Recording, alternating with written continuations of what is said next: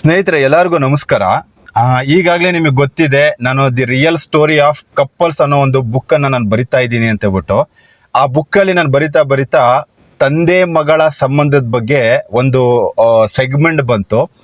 ಆ ತಂದೆ ಮಗಳ ಸಂಬಂಧ ಹೇಗಿರುತ್ತೆ, ಅಥವಾ ತಂದೆಯ ಜೊತೆ ಇದ್ದಂತಹ ಮಗಳು ಆ ಸಂಬಂಧವನ್ನು ದೂರ ಮಾಡಿಕೊಂಡಾಗ ಆ ತಂದೆ ಆದವನು ಏನು ಕಷ್ಟಪಡ್ತಾನೆ ಅಥವಾ ಅವನಿಗೆ ಏನು ಅನಿಸುತ್ತೆ ಅನ್ನೋದು ಒಂದು ರಿಯಲ್ ಫೀಲಿಂಗ್ ಆಗಿ ಅನುಭವಿಸಿ ನಾನು ಅದನ್ನು ಬರೆದಿದ್ದೀನಿ.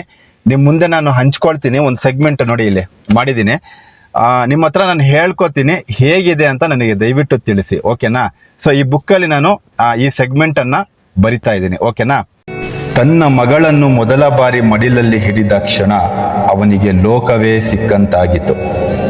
ತನ್ನ ಮಗಳನ್ನು ಮೊದಲ ಬಾರಿ ಮಡಿಲಲ್ಲಿ ಹಿಡಿದ ಕ್ಷಣ ಅವನಿಗೆ ಲೋಕವೇ ಸಿಕ್ಕಂತಾಗಿತ್ತು. ಆದರೆ ಅದೇ ಮಗಳನ್ನು 3 ತಿಂಗಳ ನಂತರ ದೂರದಿಂದ ನೋಡುವ ಪರಿಸ್ಥಿತಿ ಕೂಡ ಬಂದಾಯಿತು. ಹೆಂಡತಿ ದೂರಾದ ನೋವಿಗಿಂತ ಅಪ್ಪ ಅಂತ ಕರೆಯೋ ಮಗಳ ಜೊತೆ ಇರೋಕ್ಕಾಗದ ನೋವೇ ಅವನ ಹೃದಯ ಒಡಿಸಿತು. ಸಂಬಂಧ ಒಡೆಯೋದು ಜಗಳದಿಂದಲ್ಲ, ಮದ್ಯ ಹುಳಿ ಹಿಂಡುವ ಕೆಲವರ ಮಾತಿನಿಂದ. ಮಗುವಿನ ನಗು ಕೇಳೋ ಹಕ್ಕು ಇದ್ದವನಿಗೆ ಇವತ್ತು ವಿಡಿಯೋ ಕಾಲ್ ಮಾಡುವ ಭಾಗ್ಯ ಕೂಡ ಅವನಿಗಿಲ್ಲ. ಅವನು ಕೆಟ್ಟ ಗಂಡ ಇರಲಿಕ್ಕಿಲ್ಲ, ಆದರೆ ಪರಿಸ್ಥಿತಿ ಅವನನ್ನು ಕೆಟ್ಟವನಂತೆ ತೋರಿಸಿತು.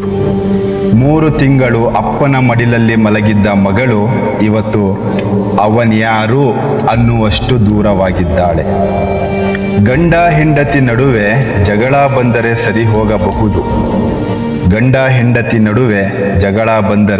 ಸರಿ ಹೋಗಬಹುದು. ಆದರೆ 3ನೇ ವ್ಯಕ್ತಿ ನಡುವೆ ಬಂದರೆ ಸಂಬಂಧವೇ ಉಸಿರುಗಟ್ಟುತ್ತದೆ. ನನ್ನ ನೋವು ಏನು ಗೊತ್ತಾ? ನನ್ನ ಮಗಳ ಬಾಲ್ಯ ನಾನಿಲ್ಲದೆ ಹೋಗ್ತಿದೆ ಅನ್ನೋದೇ ದುರಂತ.